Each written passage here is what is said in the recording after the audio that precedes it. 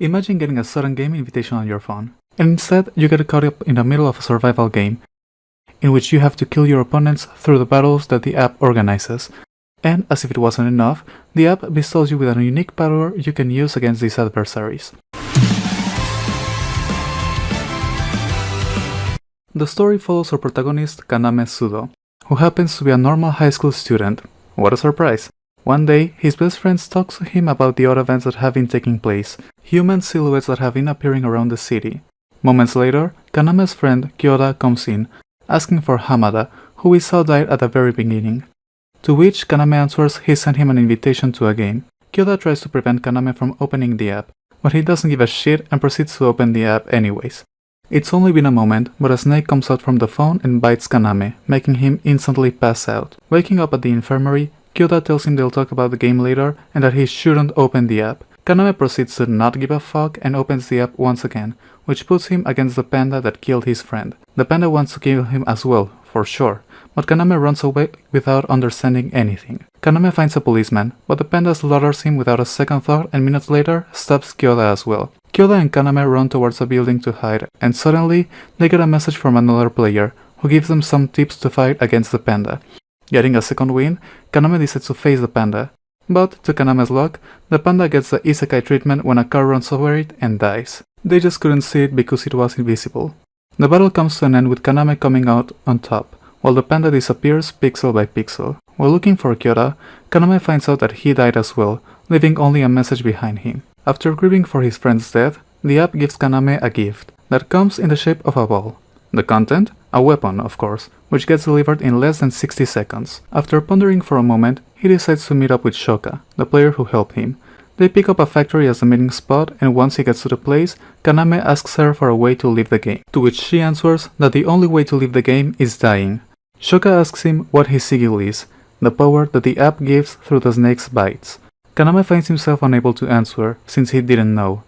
This leads to the two of them fighting, since Shoka couldn't trust Kaname. After evading death by hair's length and his protagonist's luck, Kaname discovers his power is creating weapons he has touched before, and so ends the fight, with Kaname as the victor, breaking Shoka's winning streak. On the other side, a petite girl was looking at their fight to afterwards sell Kaname's information. A couple days later, Kaname wakes up at Shoka's place, who decided to make their own clan, where they'll be together. Suddenly, a notification pops up, telling the users about an event that will take place. Taking advantage of the event, Shoka and Kaname go on a date to the city where it will take place, where they go shopping and eating, and Kaname's phone gets stolen. They fight to get his phone back. Kaname wins once again and his rival surrenders. Moments after, they're teleported to different locations within the city, where they'll have to collect different jewels to survive before the time runs out. In the event, there will be 299 players, since the first one to die didn't even last 10 seconds. Kaname, who was teleported to a building, finds a ring which gets stolen from his hand just as quick. A big guy calls him a coward for not having any guts. Kaname happens to find the girl that was spying on him and decides to make a temporary alliance with her. Meanwhile, Shoka was dyeing the road with blood, taking down whoever stood in her way. She has already obtained 6 gems, claiming the first play and looking to rendezvous with Kaname. Going back to Kaname's building, him and the girl are being hunted by players that are being manipulated. Kaname realizes that it's the florist who's behind this, controlling them with their power and seeing them through the security cameras. The duo come up with a plan to take the florist down. The girl throws herself as bait and gets everyone's attention, while Kaname heads to the first floor to take the florist down.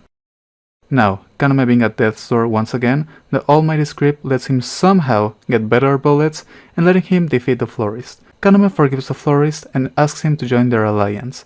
And that's how the florist, the hacker, the gunslinger that wanted to join, and Kaname form a team. The girl tells the team that it's very likely that Wang will come to the building to kill everyone else since he wants the rings for himself. While trying to come up with a plan to deal with Wang and the Egg clan, Shoka is about to die.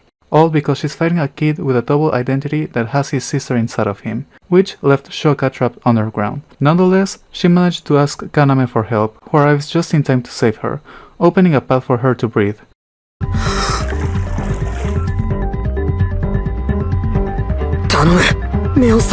At the same time, the kid is having a battle with himself.